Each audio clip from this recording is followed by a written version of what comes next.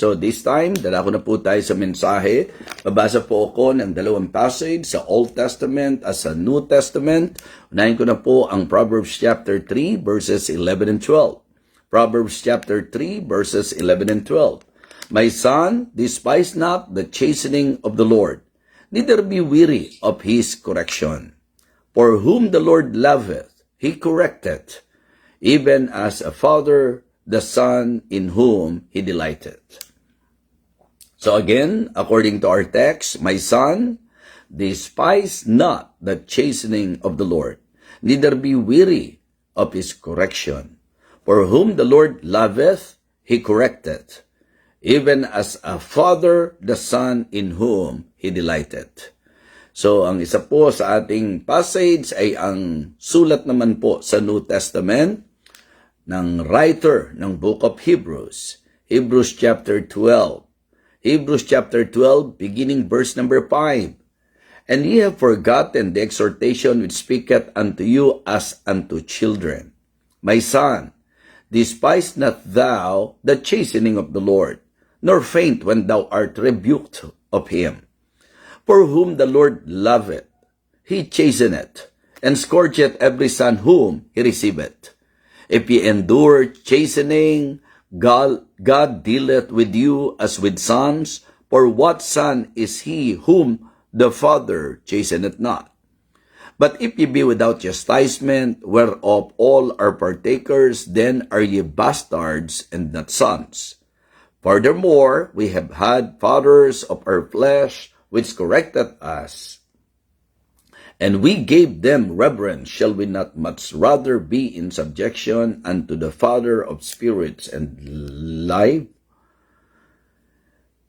For they verily for a few days chastened us after their own pleasure, but he for our profit, that we might be partakers of his holiness.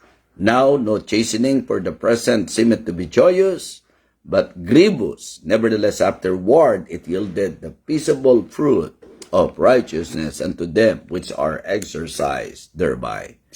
Purihin po ang pagbasa ng salita ng Panginoon. And this morning, I would like to share with you the message I entitled, Despise not the chastening of the Lord. Despise not the chastening of the Lord. So ngayon po, siguro sa ating magiging pag-aaral, sa ating magiging pag-uusap, ito ay napakagandang maging paalala po sa konteksto ng buhay natin bilang mga Kristiyano. Actually po, dito magandang mabigyang pansin po natin yung word na chastening, yung word na correction, sapagkat ganyan po ang dealings ng Panginoon sa mga tunay na Kristiyano. So ito po ay isinulat ni Haring Solomon at dito nga po sa aklat ng Hebrews ay ating pong binigyang pansin din sapagkat meron pong mensahe na dapat maintindihan ang bawat Kristiyano sa usaping buhay natin bilang tayo po ay nasa Panginoon. So actually po for me, po pwede ko pong bigyang pansin na sa usapang Kristiyano merong chastisement, correction, and even consequence. Ayan. So maganda po yan na ating pong maintindihan na sa usaping Kristiyano, ang usaping pagkakasala, usaping paglihis, usaping pagkakamali, usaping hindi pagganap o pagsunod sa kung ano ang kalooban ng Diyos.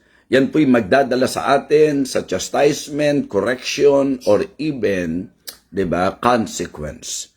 So, kaya po, I hope na ang bawat isa po sa atin ay makikinig na mabuti sapagkat ang gusto ko rin pong maintindihan natin, yung bang bilang Kristiyano, dapat tama ang pananaw natin, lalo na po sa katuroang biblical, dapat pagka sinabi po natin na tayo po ay sinusubok, make sure pagsubok po talaga. Dahil baka mamaya po chastisement na, baka mamaya po correction na, baka mamaya po konsekwensya na. Okay? So, importante ito na ang bawat isa po, okay, it is good to somehow learn this message because there is a possibility na tayo po ay magkaroon ng confusion kung hindi po magiging klaro sa atin ang turo ng salita po ng Panginoon. Kasi sa pangkalahatan po, of course, kapag kami ginawa tayong mali, meron pong bungang hindi maganda yung mali po nating gagawin. Kristyano o hindi Kristyano, ang konsekwensya po ay para sa lahat. Ganun din po, pwede nating sabihin na ang pagtutuwid at pagtatama ng Diyos ay para sa lahat. Pero magiging specific po tayo na kapag ka ang pinag-uusapan chastisement, pagka specific na ang binabanggit po ay palo o chastisement, yung chastening of the Lord, yan po ay hindi pang lahat. Ito po ngayon ang ating pong tatalakayin. So, despise not the chastening of the Lord. Huwag mong tanggihan, huwag nating baliwalain, mga kapatid, huwag nating i-ignore, at wag na wag rin tayong magre-rebelde kapag ang pinag-usapan ay ang pagpapalo ng Panginoon. So, 3 things I would like to share patungkol po sa message na ito. Okay? Despise not the chastening of the Lord. Number 1, it is parental.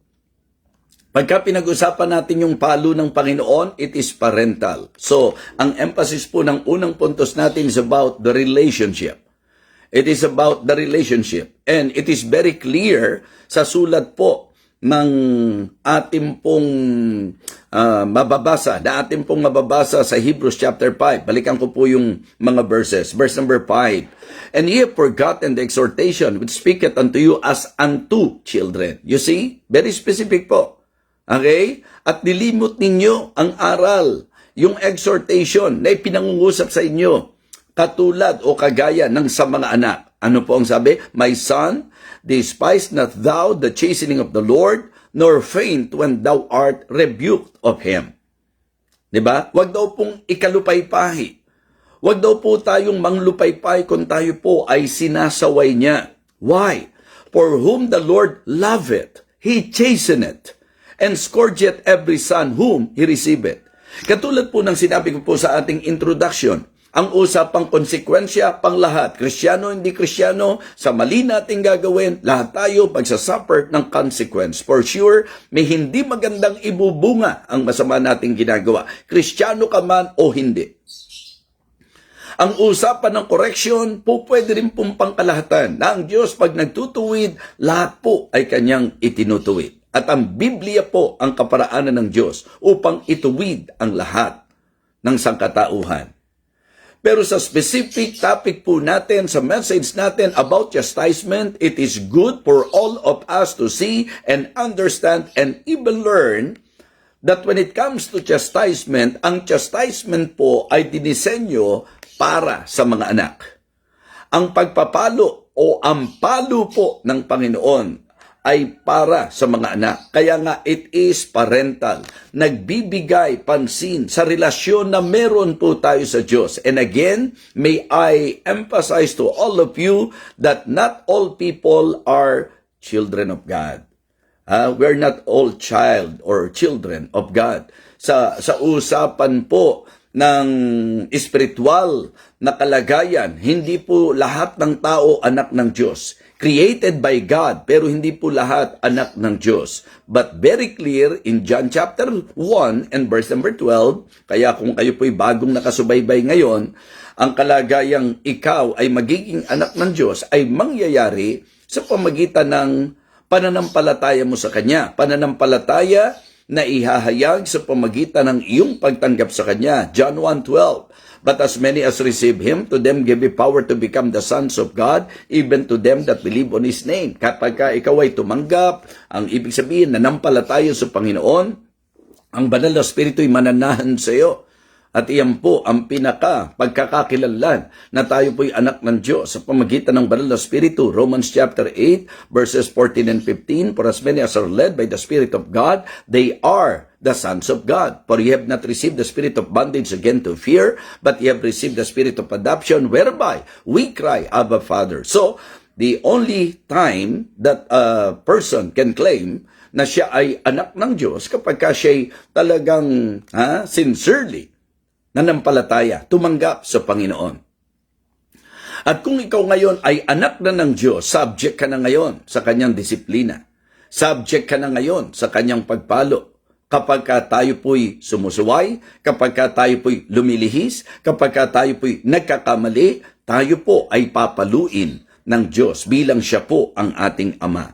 Malinaw po ang sabi ng verse number 6, For whom the Lord loveth, He chasteneth, and scourgeth every son whom He receiveth. At niliwanag pa po ng writer. Ang sabi po niya sa verse number 7, If ye endure chastening, God dealeth with you as with sons.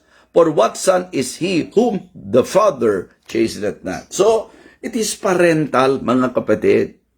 Siya bilang ama po natin, tayo po bilang anak po niya. Kaya sabi ko nga sa inyo, ang emphasis ng unang puntos natin ay relasyon. Kaya kung tayo po ay nagkakaroon ng mga hindi magandang karanasan sa ating pong buhay, kapag ka po ang ginawa natin ay bunga ng kamalian, hindi po pagsubok yan, mga kapatid.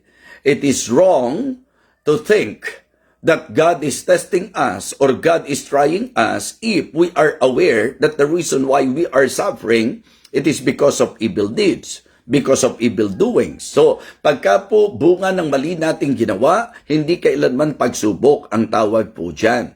Ang tawag po dyan, consequence, chastisement, mga kapatid. Yan po yan. Bunga ng maling ginawa. Kaya nga po si Peter, nililiwanag niya na kapag ka-Kristiyano ka, okay mag-suffer for the name of Christ. Okay?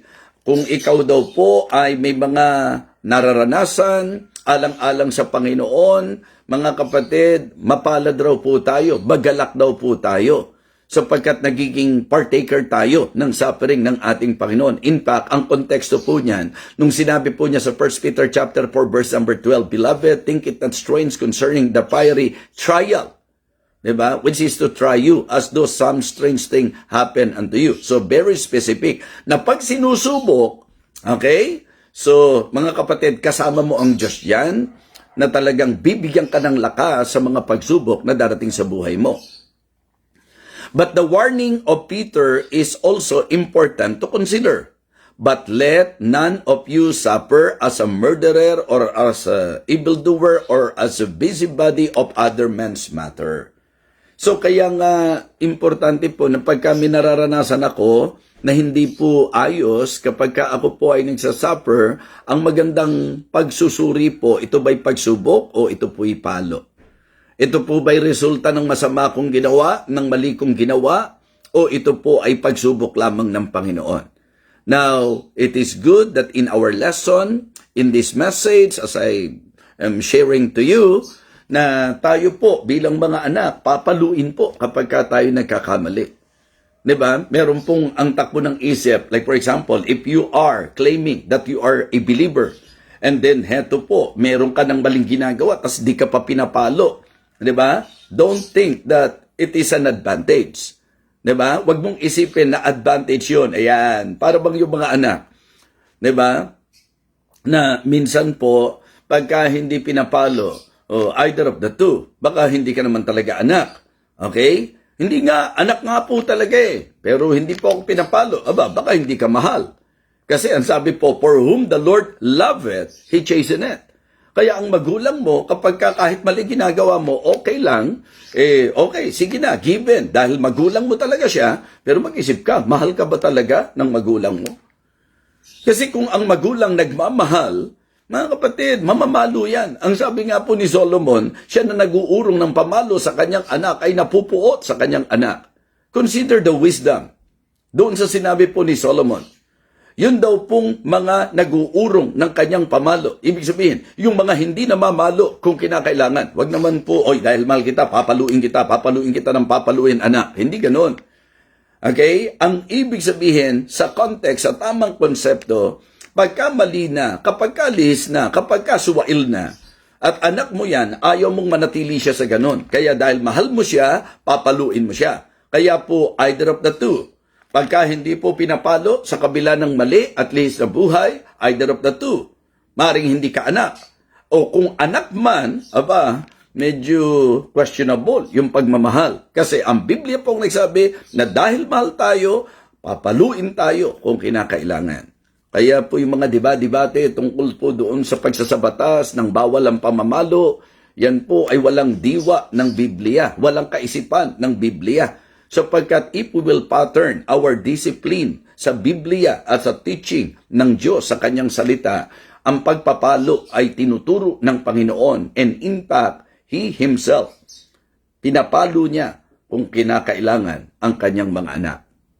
So, despise not the chastening of the Lord, it is parental.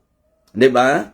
Nagbibigay diin sa ating pong relasyon na tayo po'y anak talaga. And that is very clear.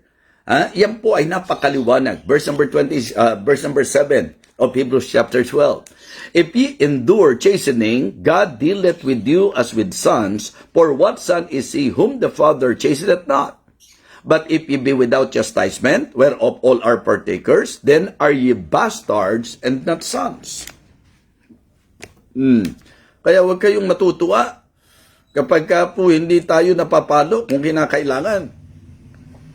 Hindi nakakalusot ang tawag doon. Disadvantage po yan pag hindi ka pinapalo kahit mali ka na. Either hindi ka anak o hindi ka mahal. Okay? Wala pong magandang kalagayan sa dalawang yon. Why? Because it is good na ako at ikaw ay ibilang na anak ng Diyos. Napakaganda rin po na maramdaman natin na dahil mahal tayo ng Diyos, paluin tayo kung kinakailangan. Sabi nga po ng verse number 9, furthermore, we have had fathers of our flesh which corrected us, and we gave them reverence. Shall we not much rather be in subjection unto the Father of spirits and light? Mga kapatid, for they verily for a few days chastened us after their own pleasure, but He for our profit, that we might be partakers of His holiness. So, the first point, concerning chastisement, concerning the chastening of the Lord, kasi po ang ating pong mensahe, despise not the chastening of the Lord. So about this very thing, mga kapatid, about this thing, it is good to understand that chastisement or chastening of the Lord is parental. Okay? Relationship. Second, it is purposeful. Diba? Dito naman, yung reason. Meron pong mga anak na kaya nagre-rebelde kasi hindi nila alam kung bakit sila pinapalo. So, dapat yung malaman na ang magulang, hindi ito basta paluin ka lang o papaluin ka lang. May reason, may purpose why our parents are chastening us. Bakit tayo pinapalo? Ganon din po, Kristiyano. Bakit kailangan kang paluin ng Diyos? Diba? Bakit kailangan na tayo po ay paluin ng Panginoon? Pag mali tayo, pag lihis tayo, pag sablay tayo, pag nagkakasala tayo, why? May reason, may purpose mga kapatid. Of course, una, hindi para makonsinte yung ating pong ginagawa. Because God will not condone. Diba? Hindi niya tayo kukonsintihin sa mga ginagawa po natin. Kaya nga, nililiwanag po mga kapatid, Ito, paalala to. Ang sabi ng Proverbs chapter 3 verse number 11, my son, despise not the chastening of the Lord. Sabi niya, neither be weary of His correction. So the purpose is clear.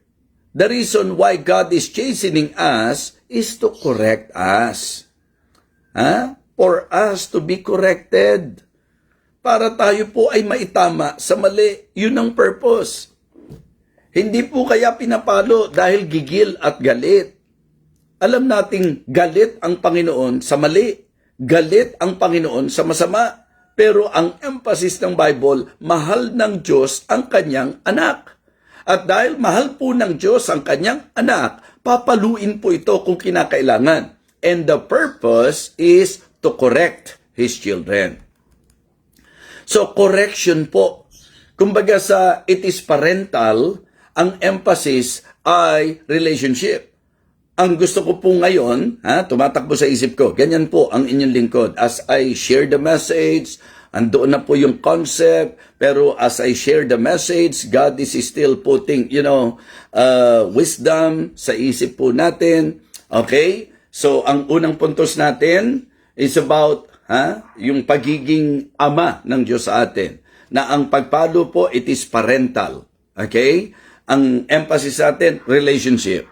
Kaya ang lumalabas po, konfirmado, anak tayo ng Diyos. So, confirmation.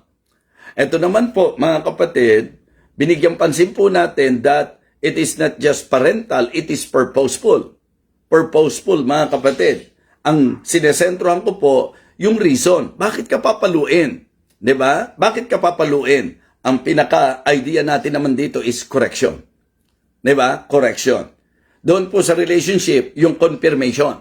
Dito naman po sa reason, yung correction. Because ang gusto ng Diyos, itama tayo sa mali nating ginagawa, mga kapatid. 'Di ba? So, yun po ang nakikita kong dahilan. Gusto ng Diyos na itinatama pag mali. Ganun ang matinong magulang. Ganun po ang matuwid na magulang.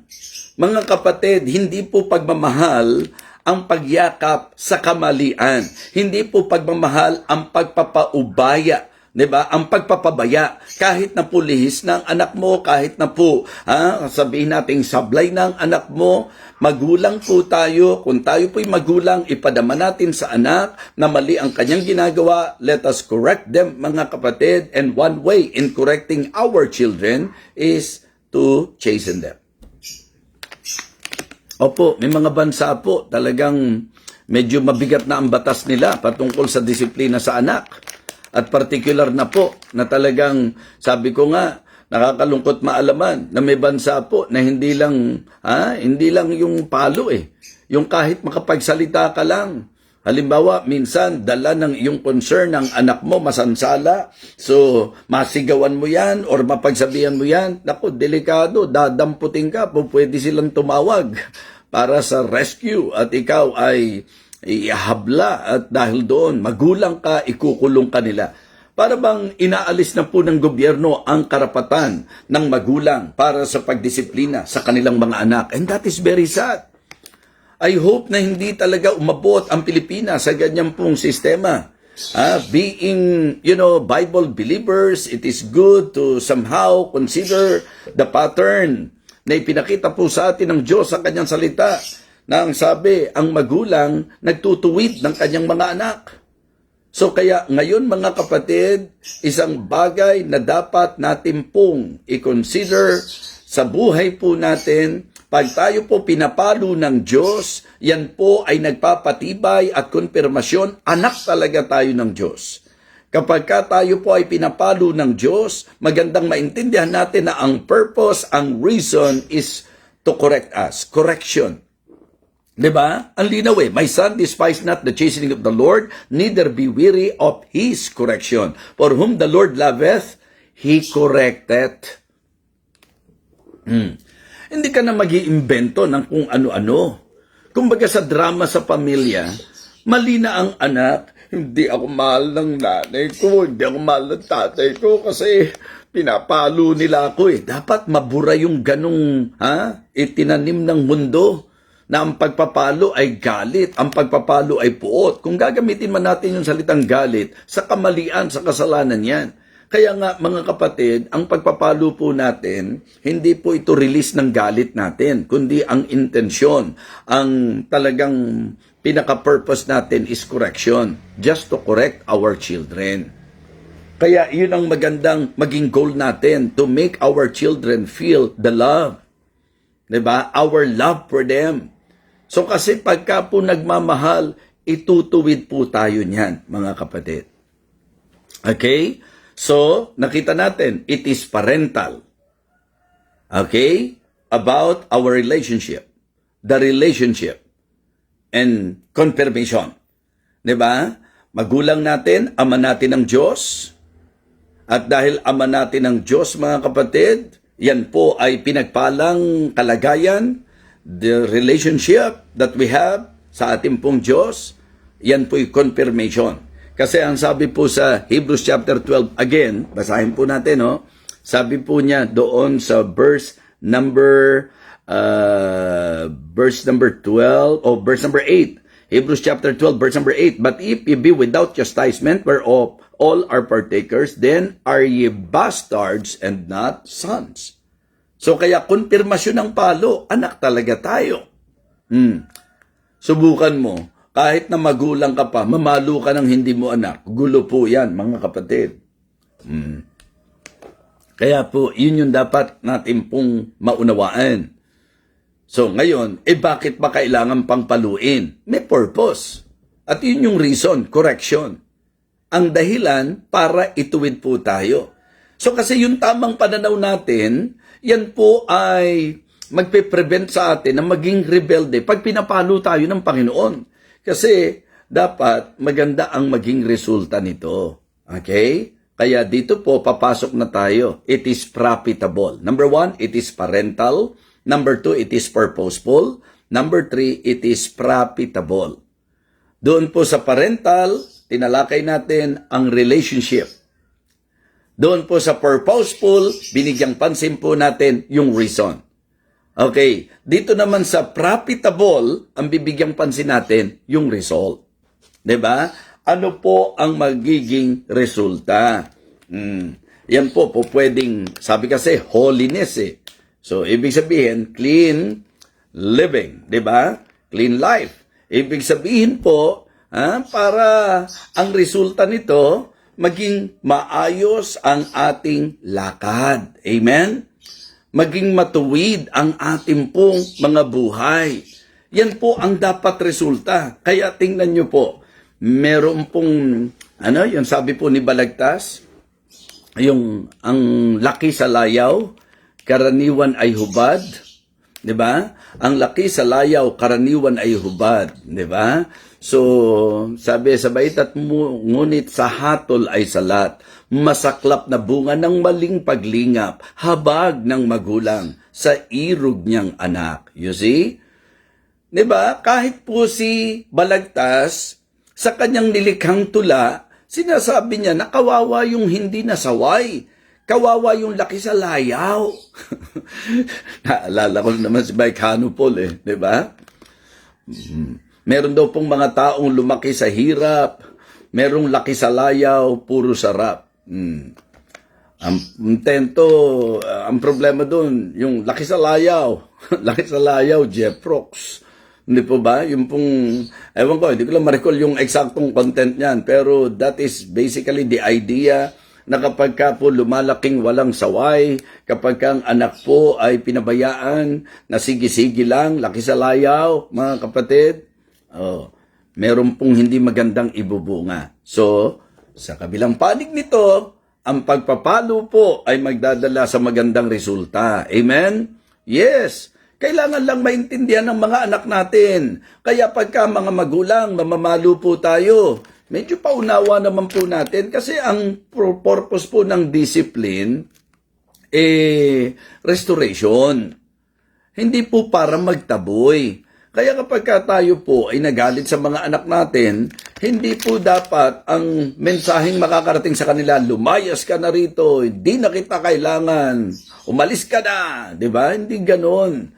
Dapat ang marinig nilang gigil mo sa mali niyang ginawa. Anak, mahal kita, ayokong manatili ka sa ganyang gawin mo, ayokong manatili ka sa ganyang gawain mo, ayokong mapariwara ka, ayokong masira ang buhay mo. Kaya narito anak, gusto kong iparamdam sa iyo na ang mali ay mali at ang palo ay dapat magpadama sa anak ng pagtutuwid. Opo, meron naman mga magulang na mamalo nga pero ayaw naman niyang maramdaman ng anak niya yung palo. Hindi po. Ang purpose po ng palo, madaman niya na meron pong konsekwensya at meron pong hindi magandang bunga ang maling ginagawa niya. So kaya ang disiplina po ay biblikal. At ang gusto nito, mga kapatid, para po ang resulta, clean living. Yung malinis sa pamumuhay. Andito po ang sinabi, holiness. Diba? So, ang sinabi po mga kapatid, para daw po sa peaceable fruit of righteousness. So, importante, mahalaga, dapat bigyang pansin po natin ang mensahe po ng pagpapalo ng Panginoon ay hindi dapat tinatanggihan, hindi dapat pinagre-rebeldihan, hindi dapat ini-ignore, binabaliwala, hindi po mga minamahal. Kaya po sa message na ito, ang akin pong nakikitang malaking advantage ay ang understanding, ang realization na kapag pala ako pinapalo, ipinadadama na ako ay talagang anak ng Diyos, confirmation na anak talaga ako ng Diyos, at ang purpose nito is correction, kaya ang magiging resulta nito ay ang kaayusan, ang malinis na pamumuhay, ang matuwid na pamumuhay, mga kapatid. Amen? Yes. So, despise not the chastening of the Lord. Yan ang tandaan nyo po sa mga nagte-take notes, okay? Bibigyan natin ng emphasis ang ating pong mga puntos. Despise not the chastening of the Lord. Okay? Number 1, it is parental. Ang ating pong sentro, relationship. The relationship. Okay? Confirmation po yan. Pangalawang puntos natin, it is purposeful. Hindi ito yung basta mapalo ka lang. Hindi po ito yung feel lang nila o trip lang nila na paluin ka. Hindi po dahil trip lang ng Diyos na paluin ka. So, yan po ay ayon sa disenyo. At meron pong purpose yan. So, the reason, correction naman po ang ating pong naintindihan at naunawaan. And then, malinaw din po na it is profitable. Diba? It is profitable. Meron pong pakinabang. Verse number 10. Hebrews chapter 12, verse number 10. For they verily for a few days chastened us after their own pleasure, but he for our profit, that we might be partakers of his holiness. So, clean life. Diba? Yung buhay na may kabanalan. Maging kabahagi tayo ng kanyang kabanalan. So, yun nga po yung reason upang i-correct po tayo, upang ituwid tayo para maayos ang lakad natin. Kaya po yan, mga kapatid, noticeable yan, na may mga anak na disiplinado at may mga anak na walang disiplina. Kapintas-pintas ang mga anak na walang disiplina. Bakit? Sapagkat magmamanifest sa kanilang ugali, sa kanilang gawi, ang kawalan ng disiplina. So, it is good na ang resulta po ng mga anak na didisiplina ng magulang, ng mga anak na pinalo ng magulang, maayos ang lakad, maayos ang pag-uugali, mayroon pong paggalang, mga kapatid, mga minamahal, higit lalo ang magulang natin sa langit, ang ating ama, hindi po pwede na maging konsentidor siya, hindi po pwede na okay lang sa kanya, kahit lihis tayo, kahit mali po tayo, kaya sa naging disenyo ng Panginoon, siya bilang ama natin, papaluin niya tayo kung kinakailangan, sapagkat ang sabi po, yan ay pagpapatibay na dahil anak tayo ng Diyos, papaluin po tayo at ang purpose para maging matuwid po tayo, maitama po tayo at ang resulta po nito, maayos at malinis na buhay bilang anak ng Diyos. Amen? Yes. Kaya kahit sa church, hindi pwedeng walang disiplina, mga kapatid. Hindi po pwedeng okay lang ang lahat. Hindi po. Kaya wag niyo pong isipin na maganda po ang sistema ng walang disiplina. Wag niyo pong isipin na maganda yung buhay, na kahit ano gawin mo okay lang. Mga kapatid, kung mag-iisip po tayo sa malinaw na taglay nating kaisipan, makikita niyo pong malaking disadvantage na kahit mali ka na, wala pang nagtutuwid sa iyo. Kahit hindi na tama ang ginagawa mo, walang pakailam sa iyo. Mga kapatid, Kristiyano po tayo, anak po tayo ng Diyos, we should appreciate the chastisement. We should appreciate the chastening of the Lord. Do not despise the chastening of the Lord. Why? Sapagkat yan po ay magdadala sa atin sa kaunawaan at pagpapatibay na dahil anak niya tayo, ayaw niya tayong mapariwara. Dahil anak niya tayo, ayaw niya tayong mabuhay sa lihis na paraan ng pamumuhay. Dahil anak niya tayo, ayaw niya po, mga kapatid, na tayo po ay magkakaroon na at mag-aani ng hindi magandang bunga sa ating pong mga maling ginagawa. So, it is an advantage, mga kapatid. Big advantage. It is an assurance. Yung po'y pagtiyak, anak talaga tayo ng Diyos. At advantage po natin ito, mga kapatid. Kaya po, ngayong umagang ito, I hope and I pray na again, napagpala po tayo sa mensahe po ng ating Panginoon. Kaya wag po kayong magsawa. Ako po ay talagang nag-commit sa Panginoon na magmiministeryo po sa bawat isa sa inyo sa pamagitan ng mga pagbabahagi po ng kanyang salita. At ang purpose natin dito, hindi lang para magkaroon po tayo ng online ministry. No, it is actually because of God's leading and to the kind of ministry that He entrusts to me. That is the reason why, in spite of the fact that there is, a little sacrifice on what I'm doing, with all my heart, ginagawa ko po ito because I want to be an instrument of God to somehow bless His children. Gusto ko pong maging instrumento ng Panginoon para pagpalain ng kanyang mga anak. Kaya naman po, mapapansin nyo, kung kayo po'y member ng mga local church na kinabibilangan nyo, particular ng local Baptist church, ang aking pong prayer at ang aking encouragement, maging pagpapala po sa church na kinabibilangan nyo sa inyo pong pagsubaybay sa ministeryong ito. Okay? So, napakahalaga po, napakahalaga. Kaya nga sabi ko po, importante na ang bawat isa ay meron pong clear understanding sa lahat po ng ating ginagawa. So kaya i-share lang po natin, mga kapatid. In fact, natutuwa po tayo sapagkat hindi po maikakaila na talagang sa panahon po ngayon, malaking blessing na marami-rami ang naaabot po natin ng kanyang salita. Amen? Yes. Kaya paalala, ang mensahe natin, ano po ang title? Despise not the chastening of the Lord. So, hindi negatibo ang palo. Ang palo ay paalala. Ang palo po ay assurance. Ang palo po ay advantage, mga kapatid. 'Di ba? Yun po ang naintindihan natin dito. Disadvantage nga kapag hindi ka pinapalo. Hindi matutuwid ang mali mo. At teka, nakapagdududa tuloy. Anak niya kaya talaga ako? Bakit mali na ako, hindi pa ako pinapalo? Kaya huwag tayong magre-rebelde kapag pinapalo po tayo ng Diyos. Ang Diyos po matuwid sa kanyang pagpalo. Di ba?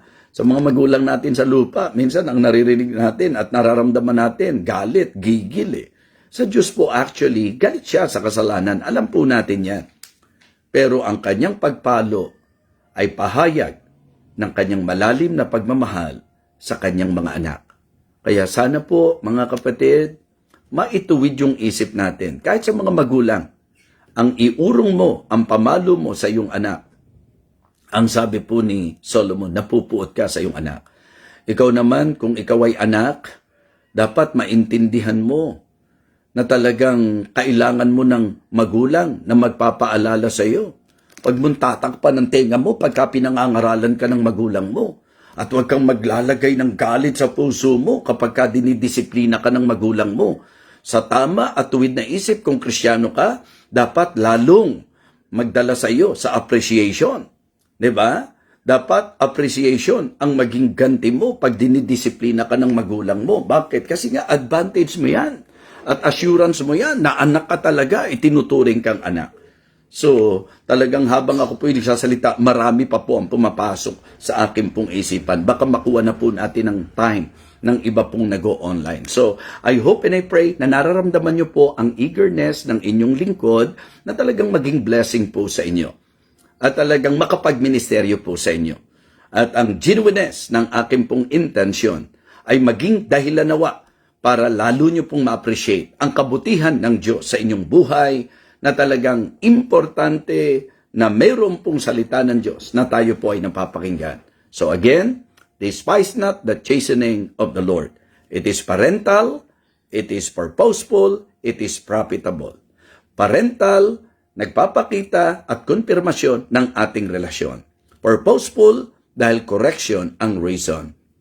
Mga kapatid, profitable, dahil ito po'y magre-resulta sa buhay na malinis at may kabanalan ayon sa sinasabi ng kanyang salita. Let us pray. Our gracious loving God, we thank you and praise you again for this message. And I pray, O Father, that as what you have said, that your word will not return unto you void. May your word accomplish great things in the lives of everyone. Lord, thank you so much. Thank you so much for giving me this privilege and opportunity to minister to your people and to all the viewers of this ministry, O God. I pray that you will continue to bless each and every one of us. May you continue to work in our lives, O God, to operate in our lives. Again, sa iyo po ang kapurihan, ang kalwalatian at ang kadakilaan. Abutin mo po ang bawat isa sa amin pong mga kalagayan. Ito po ang aming panalangin sa pangalan po ng aming Panginoong Jesus. Amen.